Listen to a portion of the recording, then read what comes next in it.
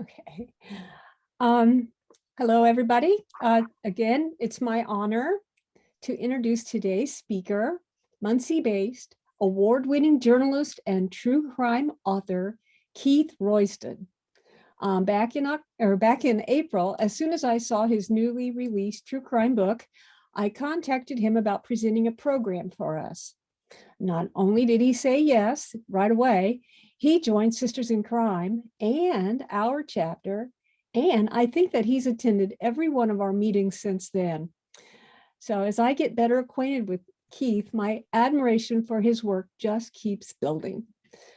He was in high school when he went to work for the Muncie Evening Press, which is now the Star Press, and after 40 years there, he took an early retirement in 2019 and turned to writing books.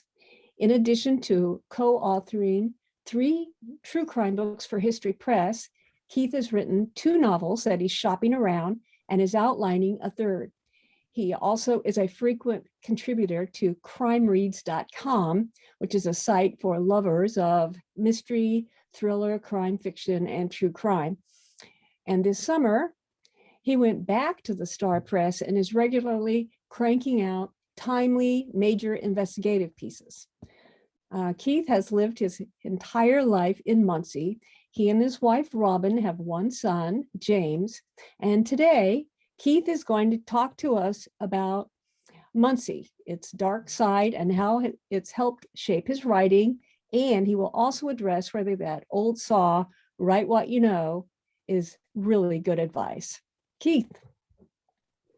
Thank you very much, Janice. I really appreciate it. It's been just an eye-opening experience to join Sisters in Crime and be able to meet everyone and we got to meet a few people in person, Janet and Janice and Carol at an event in Elwood a few weeks ago, because you get to know a lot of people during decades in the newspaper business.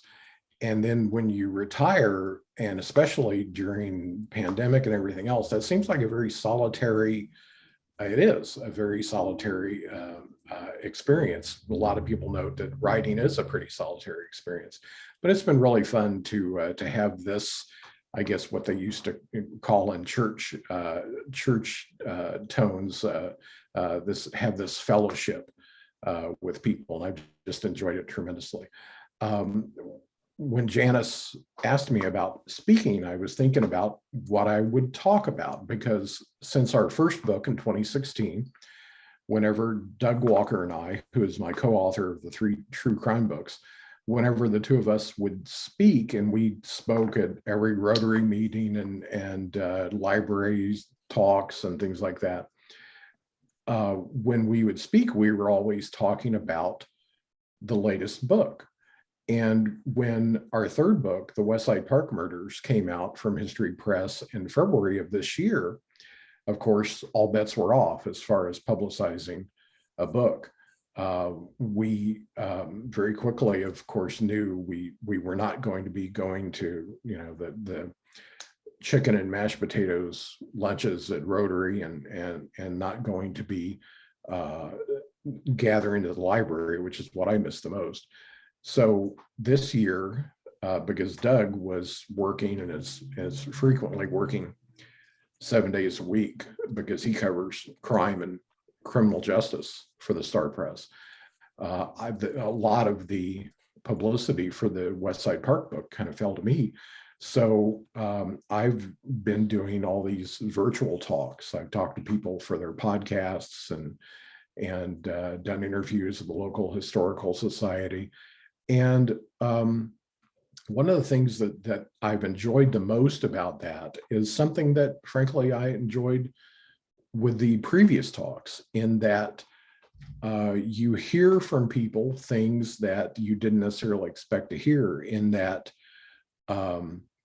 people had personal connections in many cases to what we've written. I mean, you do very much get accustomed to that when you're writing for the newspaper, but the opportunity to talk to people, like a man would come up and say, the man you spoke about who was killed in a Muncie saloon in the 1950s. That was my uncle. So it's amazing to have something out there that brings you that kind of response, and not, it even goes beyond feedback, because these are very heartfelt, in some cases even decades later, so really emotionally raw things for people. So I was a little bit worried that was going to be lost in 2021, in a sense of doing all these talks remotely. But between, you know, the amount of response that we've received, and, you know, Sisters in Crime and all that, it felt like a lot less solitary process than I might have otherwise.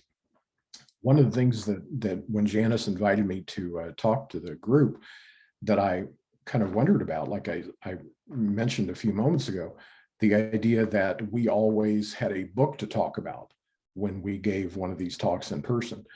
And I'm not, the contrary to how long I can talk, I'm not necessarily the most comfortable person talking when it's talking about myself. So I knew that I would end up talking a lot about Muncie, the city where I live, and kind of my experience here, and how that has shaped everything I've written, really, pretty much over the course of 40 some years. In that, how much truth is there to the old write what you know? I'm a big believer in knowing your place, not in the don't you know your place sense, but in the sense of, you know where you are, whether you've lived here all your life or you've moved there 2 years ago or 6 months ago.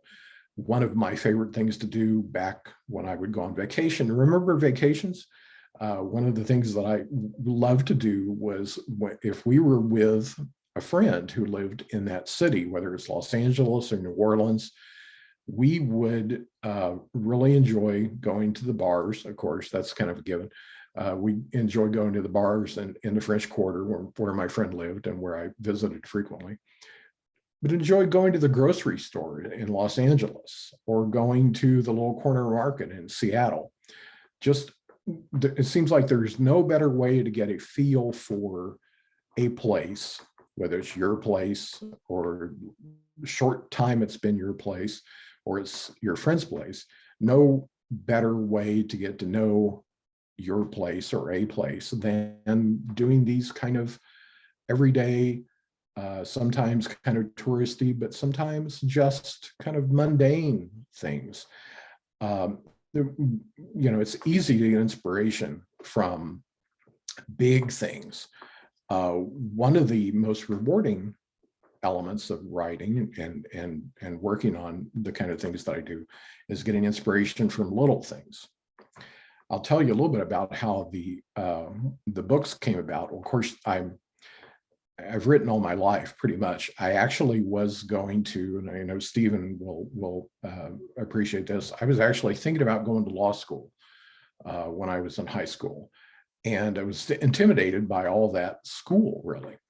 So while I was working, and I was even writing at that time, I was working on the newspaper and yearbook staffs of the small school where I went, Cowan, K through 12, out in the countryside school. I was on the newspaper and yearbook staffs, and a friend of mine who was on the staff was supposed to write an article for the actual, you know, city newspaper, the Muncie Evening Press. And she couldn't do it that. She just had too much of a school class workload that week. So I wrote an article for them. They had a regular page where they had articles written by high school students. And I wrote an article for them about what young people did on a night out in Muncie. And keep in mind, this was in the late 1970s. So the options were more limited than they are now in some ways, and more diverse than they were then, or than they are now in other ways. But I wrote about and quoted people about how they would go to a show, or they go to a concert, they'd go to movies, especially midnight shows, which I just loved. And a couple of people, and I let them go off the record on this, talked about how they, high school students, not old enough to drink, but they would drink. Sometimes they would drink and just, hang out in the countryside somewhere in the middle of all the cornfields and small country roads. This created such a furor at my school that it was a little bit in doubt whether I was going to get my diploma on time or not. But the end result was the school, in its school newsletter, issued an apology for the 99.9% of students and parents for whom the experience of underage drinking, that is what it is, underage drinking was not a common experience. As a result of that column, though, the Evening Press newspaper offered me a regular job freelancing for them. So I wrote for them through the rest of school, all through the time I was studying journalism at Ball State University. And I wrote everything. I wrote features and I wrote news stories, and I wrote about movies and music and books and television. And it was just a great experience. I tested out of some of my classes at Ball State because I had so much practical experience working in the business. Some of my journalism classes, it didn't get me out of bowling, but some of my journalism classes I was able to get credit for. And when I started full time at the newspaper, I edited obituaries for a while. I worked in the lifestyle department, which was the more kind of updated euphemism for the women's pages, and just wrote everything I possibly could get my hands on. And I really attribute a lot of my willingness to write about things now. Anybody who's ever written for a newspaper knows the bane of your existence when you're a newspaper reporter is being asked to write a weather story. Here's a hurricane that's coming in. Here is a snowstorm that might happen.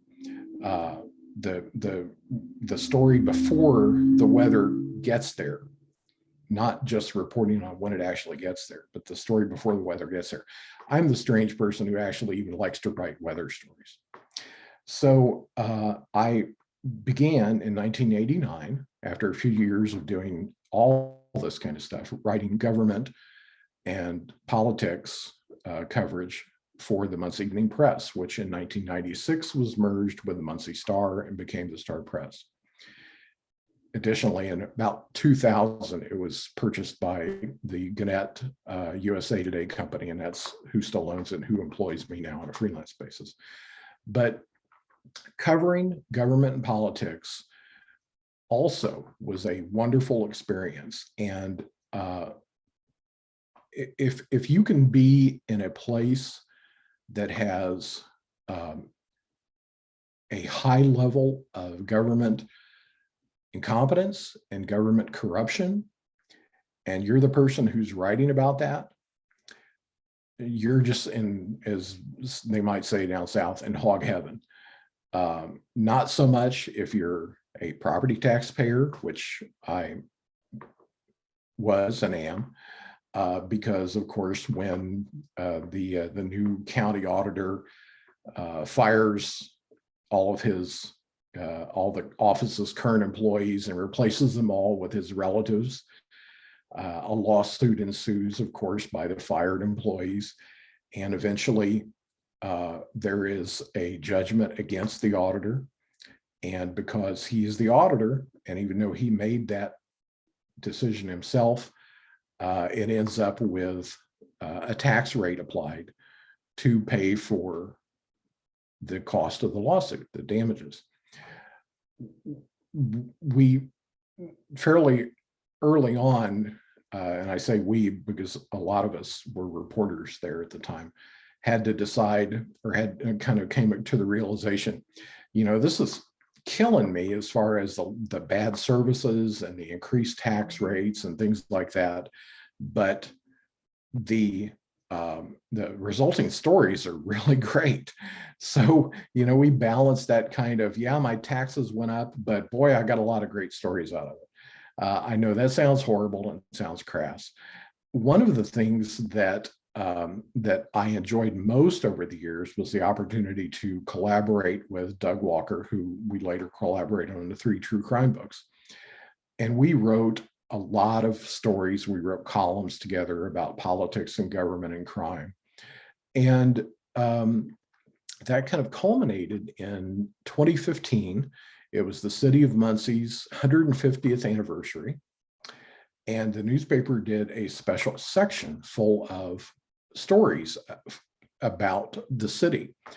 I wrote, for example, a long history of local industry in Muncie and Delaware County.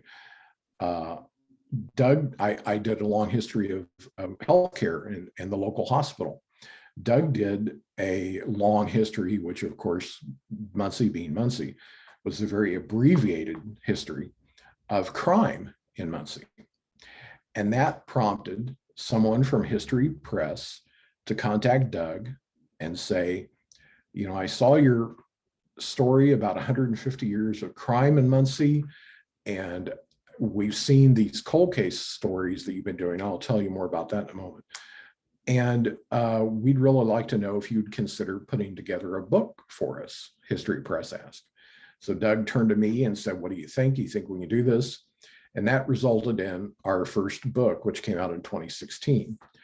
And it was, and it's called Wicked Muncie, by the way. History Press, as Janice and a few other people know, has kind of categories they pigeonhole books into, and sometimes they apply the wicked tag to it, or murder and mayhem. So our first 2 books were Wicked Muncie and Muncie Murder and Mayhem. And the first book was just kind of an assemblage of a lot of interesting stories over the years. And we talked a little bit about how Muncie got its reputation, because a lot of cities were known as Little Chicago. Or they certainly, kind of claimed to be known as Little Chicago. Muncie was definitely one of those that was known as Little Chicago. And so much so that after an incident at a gambling salon in 1948, I believe, in which a number of people were shot, a few people were killed, and no one was ultimately, convicted of a serious crime. After that, Muncie's reputation kind of grew and got a lot darker. And of course, this being well before my time, I didn't know any of this, but pretty soon as you're growing up in Muncie and probably many other cities that kind of unofficially had that Little Chicago tag, you hear all these stories about the town that you're living in, or the small city you're living in. What we knew, from a fairly early age, that Muncie was different. Part of what made Muncie different was that it was so well studied. There was a sociological study done by some researchers called the Middletown Study, and it was done in the 1920s. And Robert and Helen Lind, these sociologists, took a look at Muncie as the typical small American city. They were looking for some place that had, enough industry, so much industry that it was not like a steel town level industry or like Gary, Indiana, but it had so much industry. It had schools, it had fairly efficient government. Well, the Lind's study came not too long after Muncie, and a lot of Indiana was pretty much in the grip of the Ku Klux Klan. So right from the beginning, there was some shading to Muncie's history, things that weren't really included in the Middletown studies, which they renewed about 10 years after the initial ones. And ever since, really, Muncie has been a much studied city. Is it the typical small American city? I don't know. One thing that we knew was that Muncie seemed to have more than its share of crime, and it certainly had more than its share of unsolved murders. In 1997, well before the first book came about, Doug and I first wrote a story about the Westside Park Murders of two teenagers who were killed in the park. And at that time, it was a 12-year-old crime. And most people know that if something is not solved fairly quickly, it's probably unlikely to be solved for a long time, if at all. In 1997, we wrote about the case.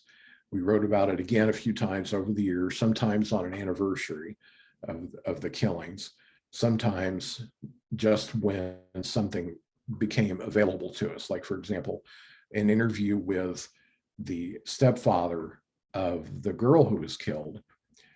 And it was really his first interview. He is someone who has lived with the shadow of doubt hanging over his head for now more than 35 years. So in 2010, on the 25th anniversary of the Westside Park Murders, Doug and I did a pretty exhaustive story about the case. And that, we didn't know it at the time, but that kind of prompted one thing to happen that we knew about and one thing that we didn't know about. One thing that we knew about was other people were coming to us and saying, hey, what about this unsolved murder? What about that unsolved murder? We ended up doing, in less than a 10-year period, we ended up doing about 36 cold case Muncie articles about unsolved murders going back to the 1950s, 1960s. We had a couple of different ways of where we found out about these. One way was if someone would come to us and say, hey, my mother was killed when I was just a child. Would you consider writing about that? A police officer who has had this eating at them for decades say, would you please write about such and such case that we were unable to find any kind of conclusion for? In one instance, we came up with a kind of unique way of easily spotting cold cases. This was the time when the Star Press newspaper had clipped articles in file folders in the library. Some people call it the newspaper morgue, but in the library of the newspaper. And there were a couple of long rows of murder files, murder, comma, and then the person's name. And the way the librarians clipped and filed those articles, they would file the initial story, such and such man of a certain age killed Thursday. And then if someone was arrested for that crime, they would file it in that same file. If someone went to trial, they would file it in that same file. So those clipped files became pretty thick. We would go into the library and look for files dating back to the 1950s, because we had them at that time, that were very thin. And that just told us at a glance that the case had gone nowhere, that no one had ever been charged, or the file would have been a lot thicker. No one had ever gone to trial, or the file would have been a lot thicker. We, of course, immediately pulled some of those. We looked through them. We found cases where there was only one or two articles that had been written about a particular murder, and they were mostly forgotten. Of course, they're never forgotten by the surviving family members, the friends, in many cases, the police officers who worked on those cases. So we found that that was a good source of giving us some articles. We also, over the years, have had really good relationships with local county coroners. It's frustrating that many times there are not existing case files with local police agencies about particular cases. In some instances, we were told, oh, the file doesn't survive because a pipe broke and the whole storage area in that room in City Hall was destroyed. In some cases, we would be told that, we just don't know. The administration changed, the police administration changed, and this is a practical thing, although quite horrible, as space became smaller, it was harder to maintain the oldest files. So often we were working just from those clip files, from any relatives we could find who might be able to talk to us, and in some cases, thanks to our good relationship with county coroners, files that coroners had maintained. Those were almost always there. They had not been damaged by a flood or tossed into a dumpster when a new police chief came into office or a new sheriff came into office. And as we started doing the cold cases, and we're finding some really fascinating but also very troubling cases to write about. Troubling because it was often the case that, as I said, these were almost all forgotten by some people. Many of them were forgotten by all but a very few people. So Doug just recently, who's still a reporter at the Star Press, Doug just recently did a cold case. So he's continuing that line of stories that we started. History Press had originally asked us, would you like to turn all your cold cases into a book? And we said, no, we think we want to stay away from the articles that we've produced for Gannett. So we started writing about other things. With the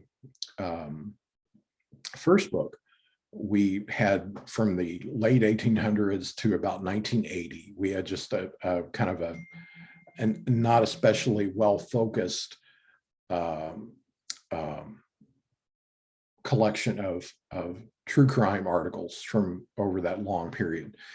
Our second book, actually, we tried something different. That was the book that came out in 2018. And one of the things that we really found interesting was the idea of giving it a little more cohesion, giving it a little more framework to the second book than the first book, which had a couple of dozen chapters about notable and sometimes totally not notable, but still important to people, crimes. Not all unsolved, certainly. But with the second book, we decided to write about one of the most colorful characters in Muncie history. And he was a local physician who, I mean, a lot of people may not remember this, but there was a Woody Allen movie decades ago called Zelig. And it was about this person who was on hand at all these pivotal moments in history. And that was the same with this physician, this doctor. He was born in 1893, the same year as a smallpox epidemic in Muncie. He grew up and started making headlines when he was still young, even before he went to medical school in Louisville. He was an athlete, obviously, like I said, pretty quickly a physician, and a member of Muncie's fledgling NFL team. Yes, Muncie, population now of 60 or 70,000. Muncie had an NFL team in the early years of the organization. And the Congerville Flyers, later known as the Muncie Flyers, they weren't part of the NFL for a long time, and this physician didn't play for them for a long time, but it was just the first in a series of strange events in his life. In the 1920s, his first wife killed herself after 6 weeks of marriage. In the 1930s, his second wife, who was a nurse, disappeared, never to be seen again. In 1950, he killed two men who came to his medical office one evening, ostensibly to rob him, possibly also to blackmail him about abortions that he had performed. And in the late 1960s, now we're talking again about a man who was born in 1893. He was still practicing in the late 1960s, and police arrested him for illegal prescriptions. Interesting point of fact at the time is that here's this older gentleman, but he'd been a wrestler and a football player, still a big man. Somebody told us once that they saw him he was in the alley behind his house, and a neighbor was under a car working on it. The jack came out, the car fell on the neighbor. This doctor went over and picked the car up, the front end of the car up off the neighbor so he could scramble out. So still quite a formidable figure. So he, when the police went to arrest him in the 1960s, when he was in his 70s, he tried to kill the lead officer. He had a bayonet that he kept on the wall of his medical office, and he went after the cop with the bayonet. Now, this police officer, who's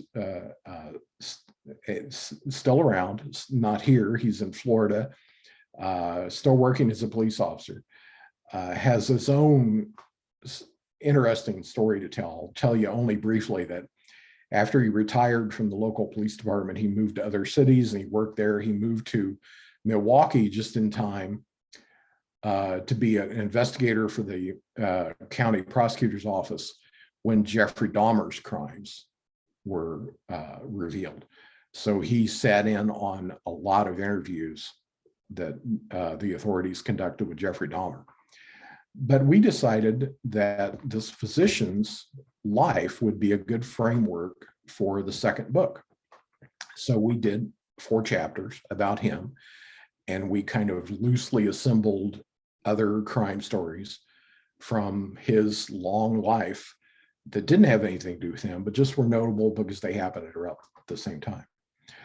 When we were marketing the second book in 2018, we had always been on good terms with the father, who was a physician, of the young woman who was killed in Westside Park. He had talked to us for the 2010 story that we wrote that kicked off our cold case series. And in 2018, the first day of book signing for our second book, the doctor was the first person in line early that morning at Minnetrista, local cultural center and gathering place. And, you know, like I said, we were on great terms with him, but we kind of, Doug and I kind of looked at each other and said, you know, doctor, we've considered writing a book about the case involving your daughter. And he had, of course, been interviewed by us and had provided family photos and things like that for this story back 8 years earlier in 2010.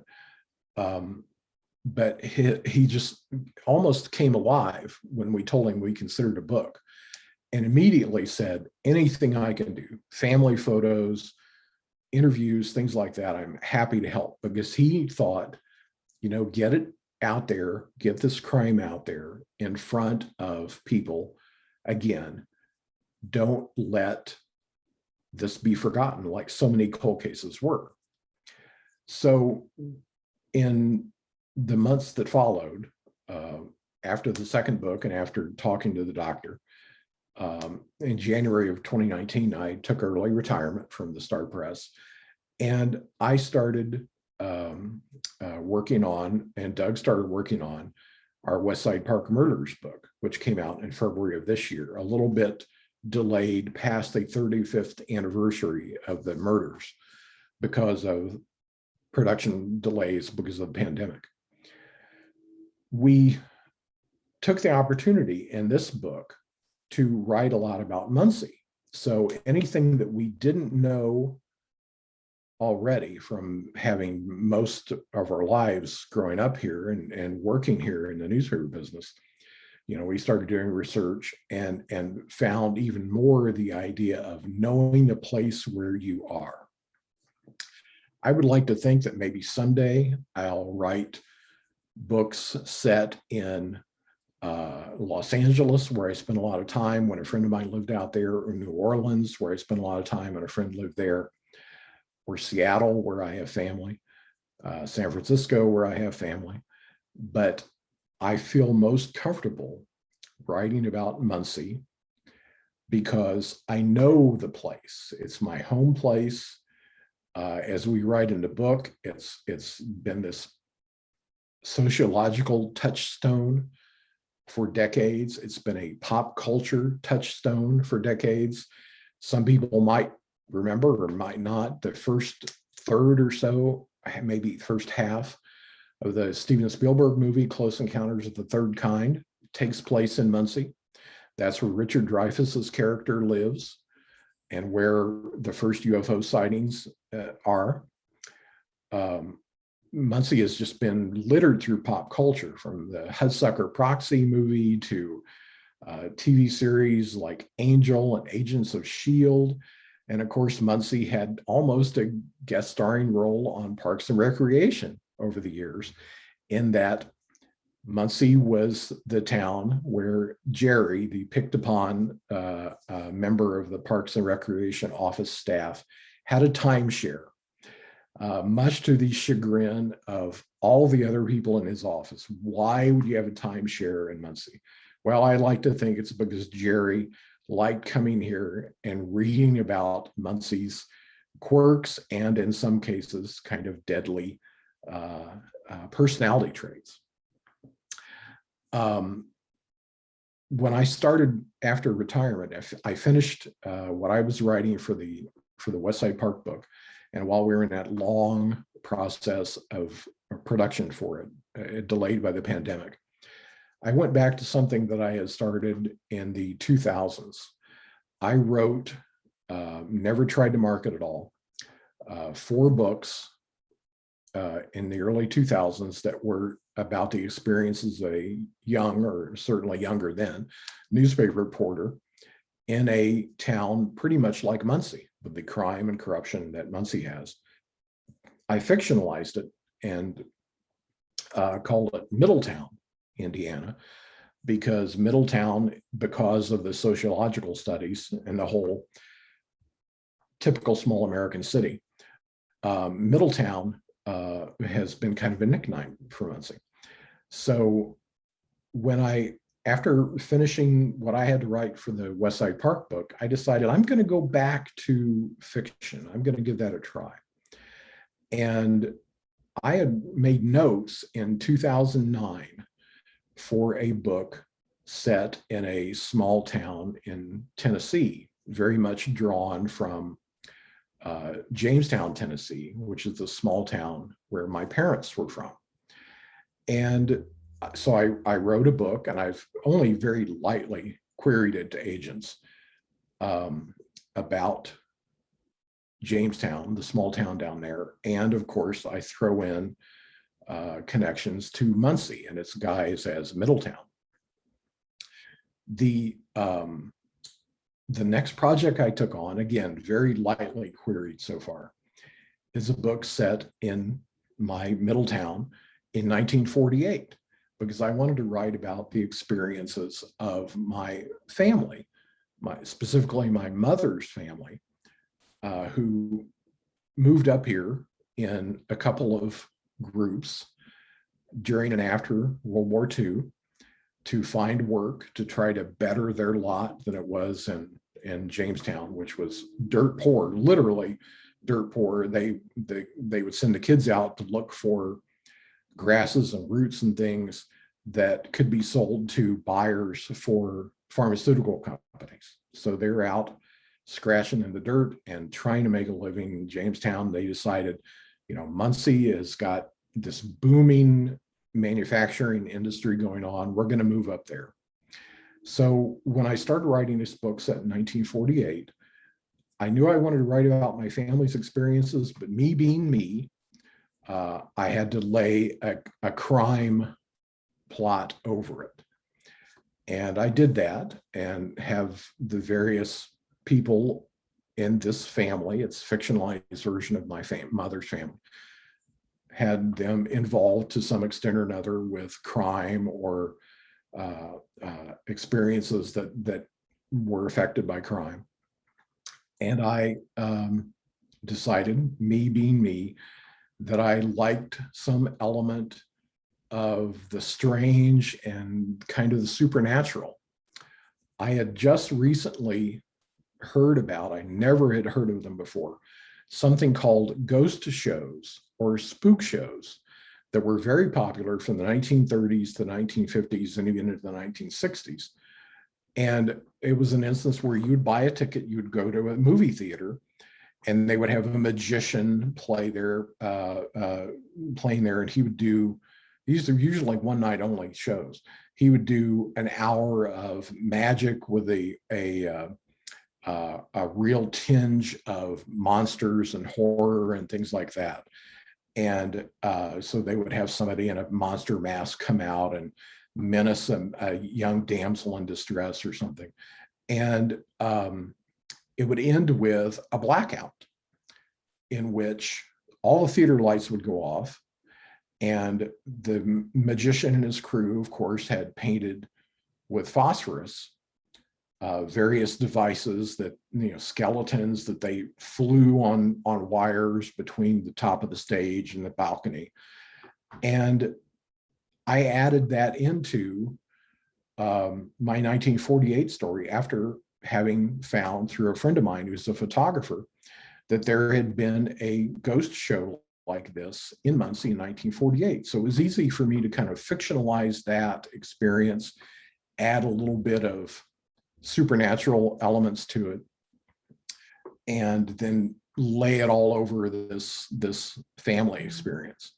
So those books were enormously satisfying for me and gave me something that I could really enjoy at greater length than the kind of newspaper articles that I had been writing, and even the chapters, the individual chapters for the true crime books that we had been writing.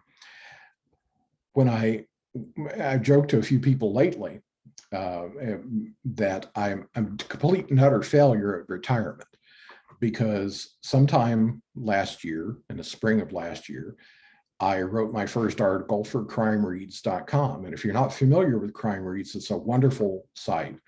They have news stories every day about they'll have, reviews of books and articles about TV shows and movies and things like that. They'll have interviews with authors, and it gives you a real window into the world of crime and mystery publishing and entertainment. But I basically, because I apparently fail at retirement, I had contacted them and said, would you like to have this review? Would you publish this review? And my wonderful editor there, who I just met through that first email, said, yeah, this is great. It was a review of an adaptation for Netflix of Robert Parker's Spencer stories. He said, but we don't really have that much of a freelance budget.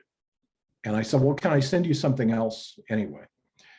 And so I just kept persisting on sending them articles, and they ran them. I would pitch them articles and they would say, yeah, go ahead and write this. So now I've had 16 or 18 or 20 articles for CrimeReads, and they've got another couple in the can that are waiting to go. And, I hope that continues, but it's really fun, and it's a nice break from writing about what I know, because I know enough to write about odd movies in the 1970s or the books of Dennis Lehane, but that's not that home place that I've spent so much time writing about, either through articles or true crime books or my fiction books. And I think Janice made reference to this summer, my retirement failure went off the charts when I went back to write freelance for the paper from which I retired 2.5 years ago. And I don't know how long that'll continue. I'm doing a lot of, not all, certainly, they've got a really good staff. I'm doing a lot of their longer pieces, and in some ways kind of investigative, in-depth, kind of big picture stories, a lot of them recently about COVID, and a lot more lighthearted than that. But I think COVID is a very important story for newspapers to cover.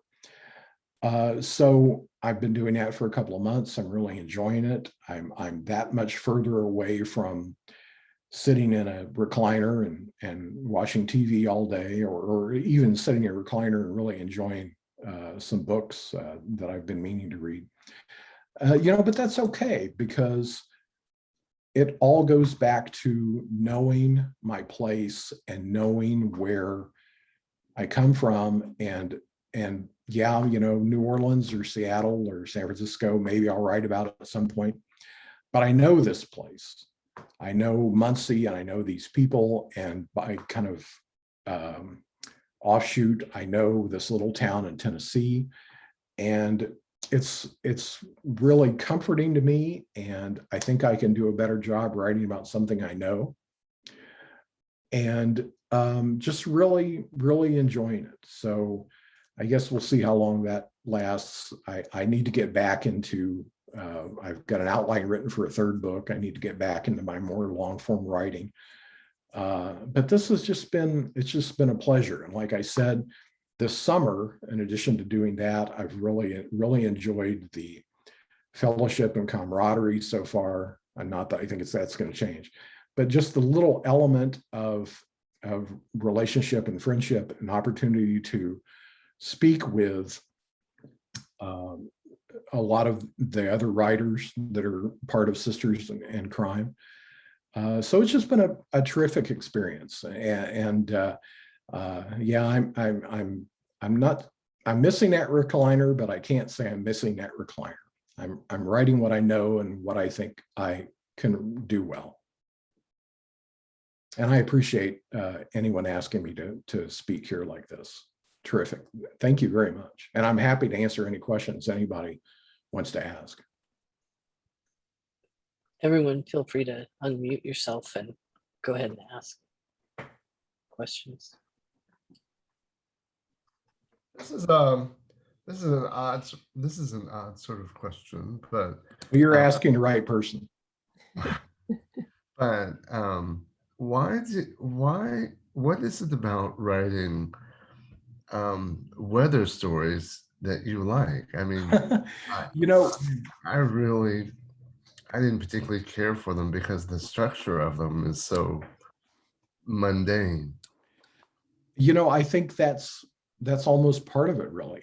I think that a lot of what I wrote over the years for the newspaper was complex enough and complicated enough, with a lot of different sources and referring to documents, and like I covered extensively when Marsh Supermarkets filed for bankruptcy a few years ago.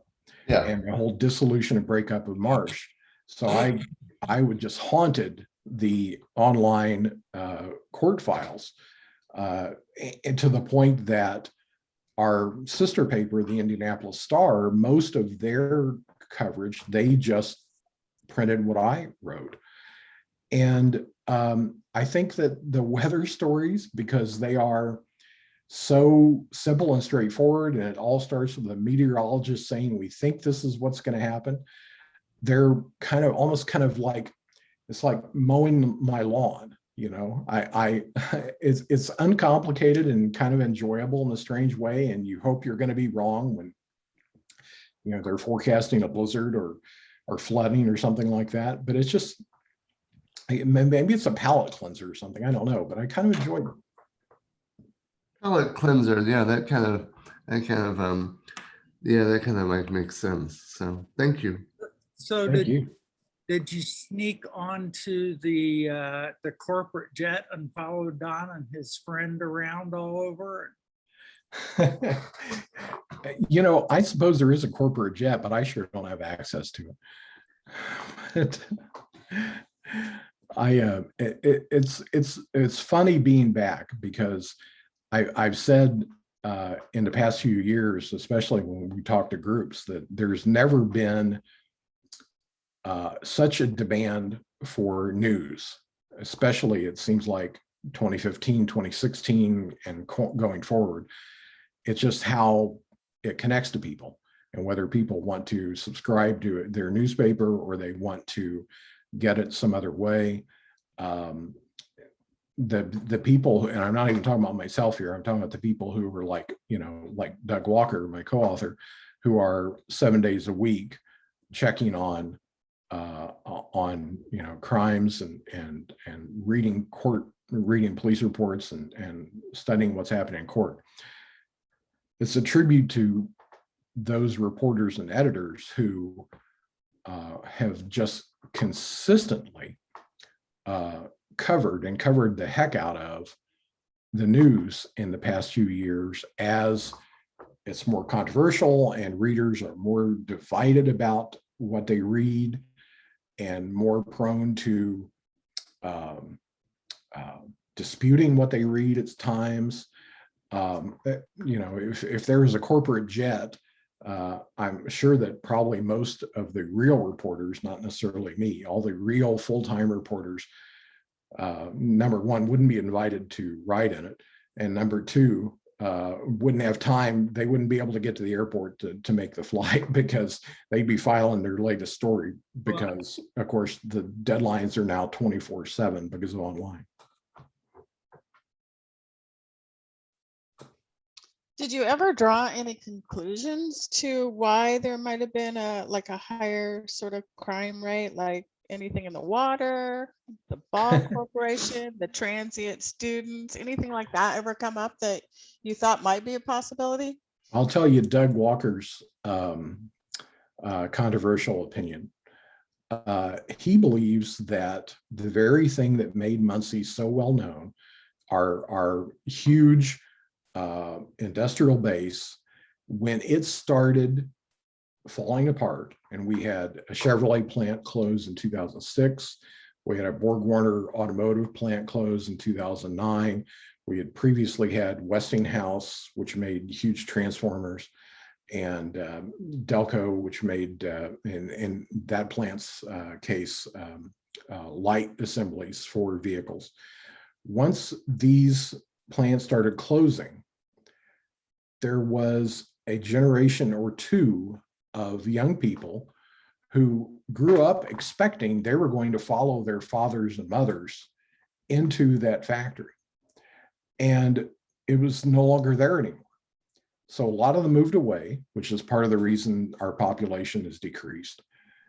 Some of them didn't move away, and they saw other opportunities. As sad or kind of cynical as that might sound, they saw other opportunities, and some of that might have been in drugs. They saw not so much other opportunities, but they were kind of led to other situations, in the sense of, you know, crime against neighbors or crime against properties and things like that. Crime, the worst kind of crime, the crime against children or loved ones. So I think that even though that's Doug's theory, and I guess you could kind of dispute that that's really the case, that this sudden rug being pulled out from under a community leads to rapid deterioration of that community, more than just abandoned houses and lessening population. I think it's a pretty interesting theory. Being a Muncie native, yeah, I'd sort of buy that theory. That's what I've been thinking too. People had that I went to school with, you know, some of them dropped out of school early. Those that graduated high school, they figured they could have a family, they could have a house, they could go on vacation. Heck, my brother worked in Anderson, but same situation. He was making in six figures during a lot of Mhm. and then suddenly, yeah, there were uneducated people and their whole view of life changed. Yeah, absolutely. There were not things that they could aspire to. And they did not value, those people did not value education. So when their kids are growing up, they don't value education. Yeah, you end up with a city that Muncie has, the statistics at one time were Muncie's, Delaware County had, something like 5 times more meth labs than any other county in the state. Yeah, we were, for a while there, a few years ago, we were the leader in meth labs busted in Indiana. And briefly, we were the leader in meth labs busted across the United States. So. Oh, and there was a quote that I was going to mention, by the way, that we came across as we're working on the books. This was from in 1960s, I think 1960, yeah, prosecutor A.J. Hall in 1965. We used this on the back cover of our first book, I believe. This was after that shootout at that gambling salon in 1948. And this was when A.J. Hall was in court the same day that 3 men had killed their wives. 3 different cases, 3 wives killed by their husbands. And Hall said, Muncie had a reputation of being a place where you could kill a man and get away with it. Now that probably especially applied to women, especially applied to wives. But the idea that Muncie by 1965, you had prosecutors urging juries, please don't let this crime go unpunished. You know, certainly that predates, that was the days of the booming factories. So there was still something, maybe it was something in the water. But there's always been that aura around Muncie. Shall I tell you that my first cousin, walked in on his wife and her ex-husband packing things up for her to leave with him, and ended up shooting him, killed him. He's charged with first-degree murder, but the grand jury refused to indict him. So the case was dropped. Yeah. That was in 1961. Hmm. It was a rough town. Yeah. Keith? Anyone else? Yes, this is Janice. I wondered if your book about the Westside Park murders generated any new leads. You know, it's funny. We've given the local investigator, who's now the police chief here in Muncie. He was the person who really, throughout the 2010s, really dug back into this case. If anything happens, it's because of him, because he's gone back and looked at every file and he's interviewed people. Everyone is still alive, and even though more than 30 years had passed by the point he started looking, or certainly more than 25 years. And we haven't been on his doorstep asking, but we've heard from him a couple of times that he has heard from people who have some ideas about this. We note in the book that there is a person who is their prime suspect. He is actually in prison now for another murder, not related to this crime at all. So I think what they're doing is they're hoping something will come up that will either give them another good suspect, or they're hoping something will come up that will solidify connecting this convicted murderer to that particular crime. So are you optimistic?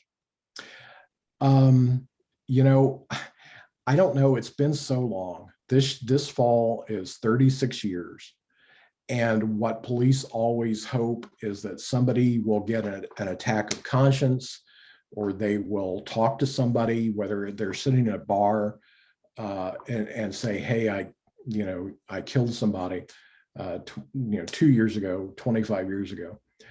What they fear the most is this person was arrested for something else and is in prison in Oklahoma, or that they died in a car accident in California, or that they, and the connection was never made. The connection was never available to local police. And that makes it extremely unlikely anything will happen. At least in this case, they have somebody who, and we detail this in the book, they have somebody who they're pretty certain is their best person of interest. And they know where he is until 2030, when he's due to get out of prison for the other murder conviction. Keith, I have a kind of a follow-up question about the kind of digging into old unsolved murder cases, or even any old murder cases. Right now, there is a ton of interest in true crime, and you have like the true crime blogs going on. A lot of people are writing about it.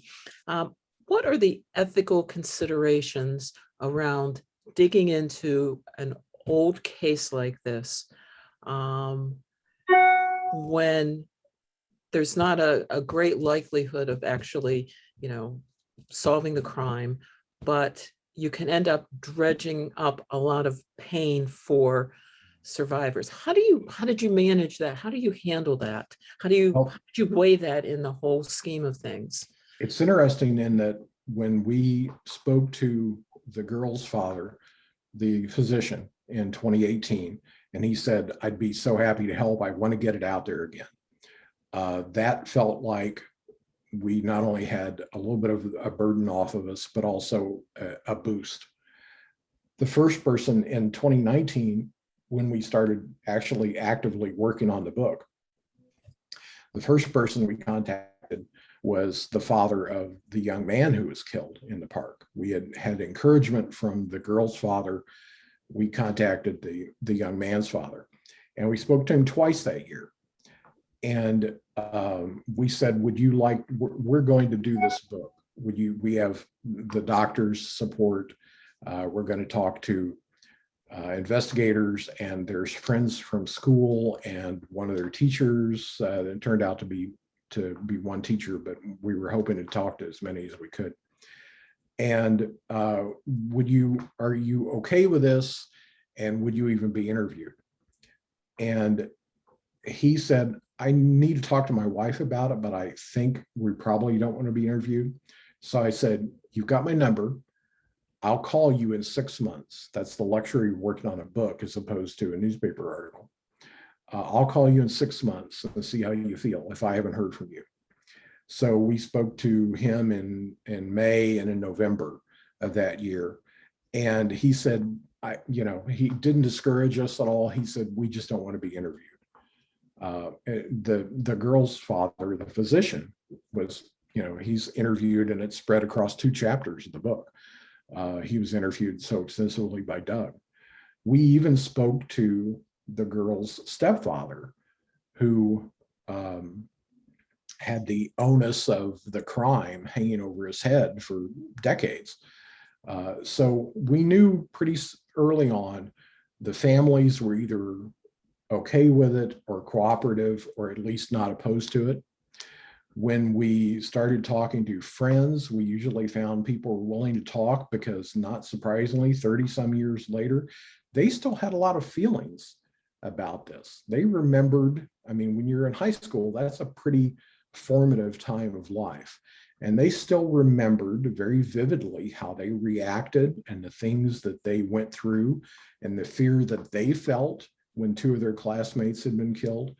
So we knew, as the more we talked to people, we only had one friend of the 2 kids who were killed who did not want to speak to us. The only one we contacted who did not want to. So we felt pretty at ease with the level of not just interest, but acceptance of the idea of looking at this at greater length. Anyone else?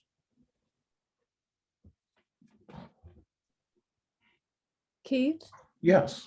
based on some of your CrimeReads articles, it Yeah, appears to me that you are a fan of old movies and TV shows dealing with yeah, crimes. definitely. So where do you think that interest developed? You know, I was always a fan of old movies and TV shows, and part of the peril of being my age, or part of the good part about being my age too, is that we grew up in a period when there were 3 or 4 TV channels. So we watched everything that was on. And, you know, good, bad, or different. We watched every show and every movie. I'd spend my Sunday afternoons watching Channel 4 in Indianapolis when they were showing Francis the Talking Mule movies. And every Friday or Saturday night, watching Sammy Terry with old Universal movies. I was a huge fan of the Marx Brothers, and it just so happened that they had a huge rebirth and interest in the 1960s and early 1970s with new books about them and interviews. And so I was really so immersed in this culture. Plus, even before I became a movie reviewer, I was going to see movies every week at local theaters.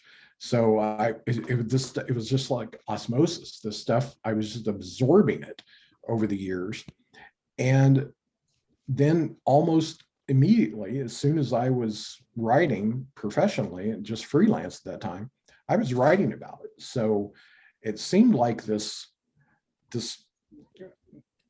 great opportunity to be able to write about the things I loved. And, you know, somebody paid me for it. Which is a good thing, because this was all pre-internet, and I would just be like, you know, writing, you know, seeing movies when somebody is in an insane asylum and they're scrawling on the walls of their cell. You know, that's what I would have been doing if somebody didn't actually pay me $10 to write a newspaper article.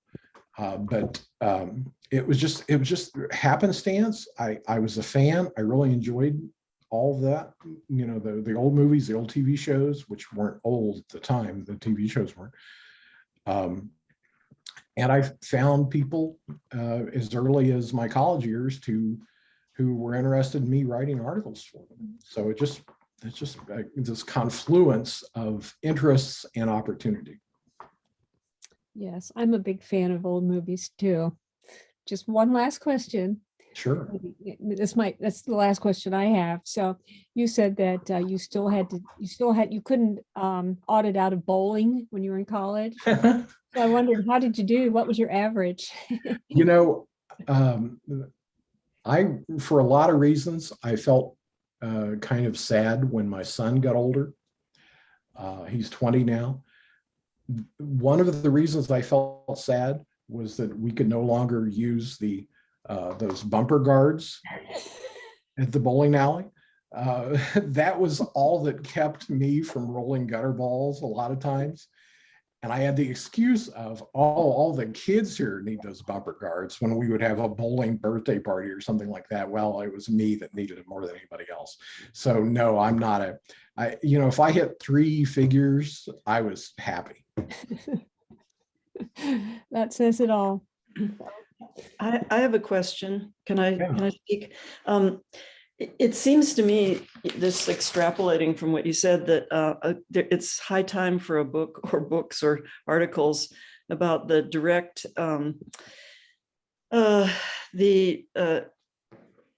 the direct connection between the closing of all the plants in places like Muncie, Rust Belt plants or whatever, to the Capitol insurrection, to fake president talking about fake news, voter suppression, all the destructive Republican insanity that's going on now, actually being orchestrated by Koch brothers style version of big business, which is outsourcing everything to Asian and Mexican slave labor and leaving our own workers high and dry. And there's a direct connection between all of the crime that you've written about. And It seems like, that needs to be addressed. I'd like to see some books and articles and even TV shows about that. I really would too. It's easy enough to really drill down on one element of that kind of thing, or try to rope in. There are people who are much more talented than I am who've been able to extrapolate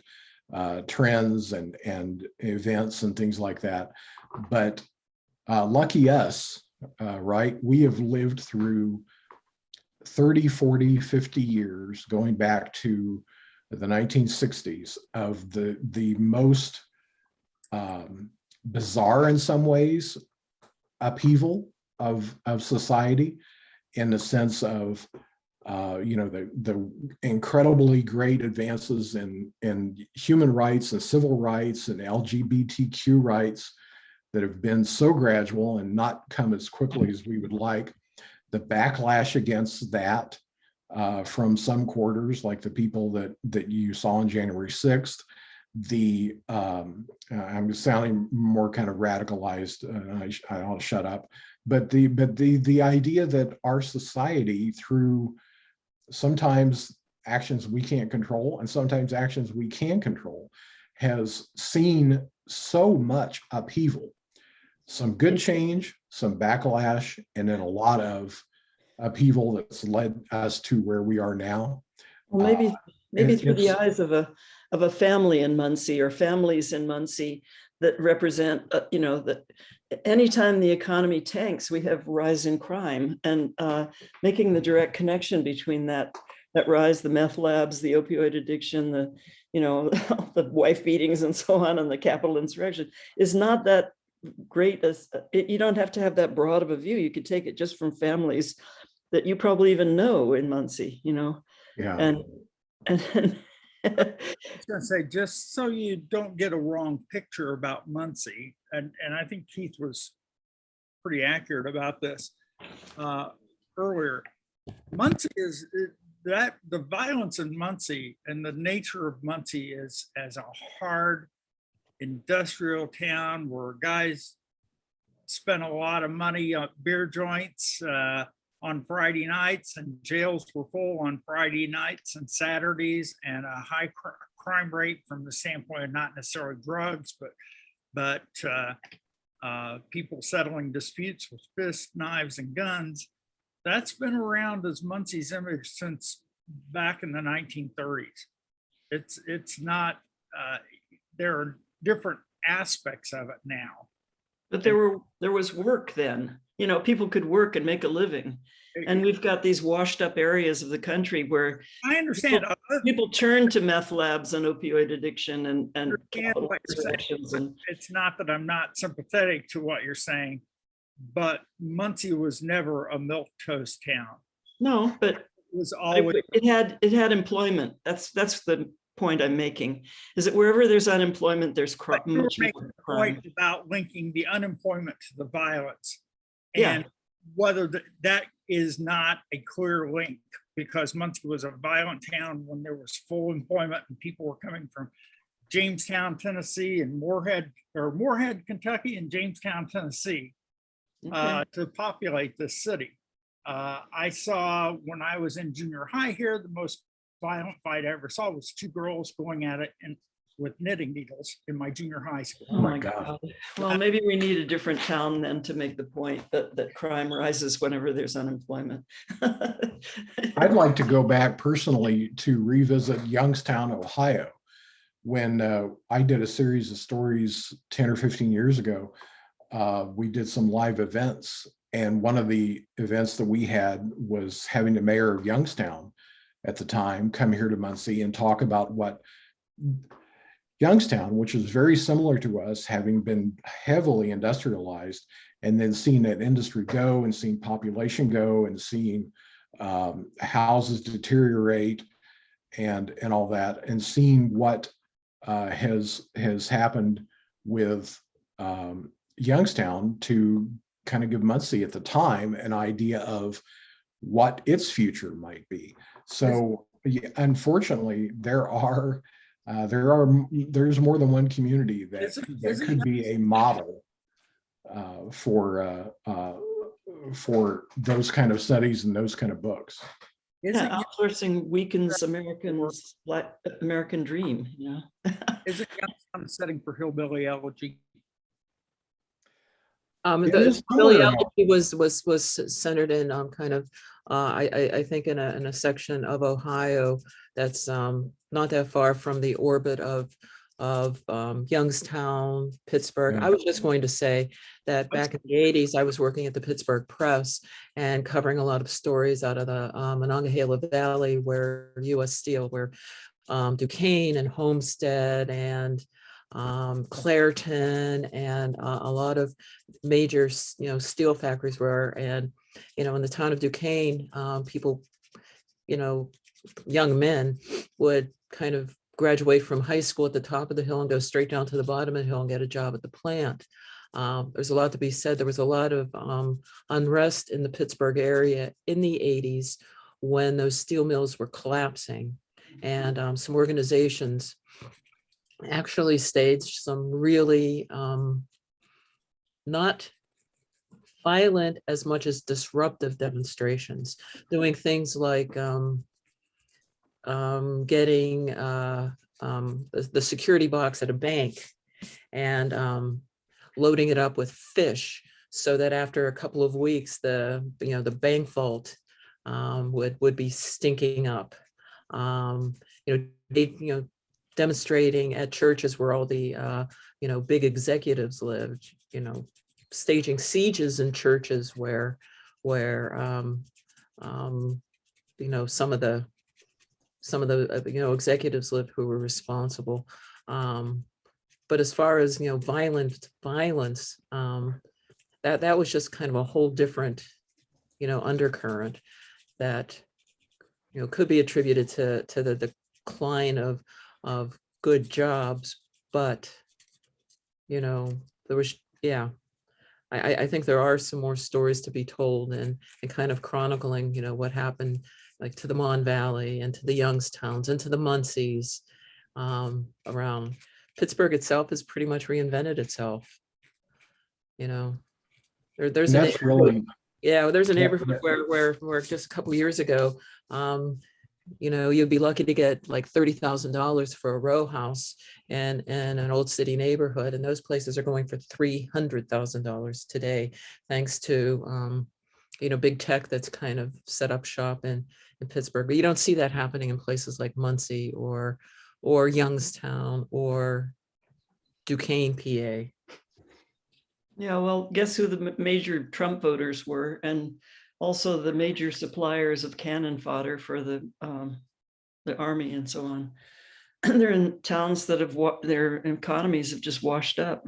Anyway, thank you so much. This was really inspiring, and I look forward to reading your work now. thank you very much. I Especially on appreciate it. CrimeReads. I started reading it, Bosch. So thanks a lot, and hope be in touch maybe later. Thank you.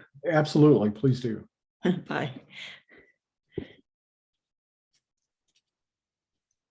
Okay, anybody else? More questions? So, Keith?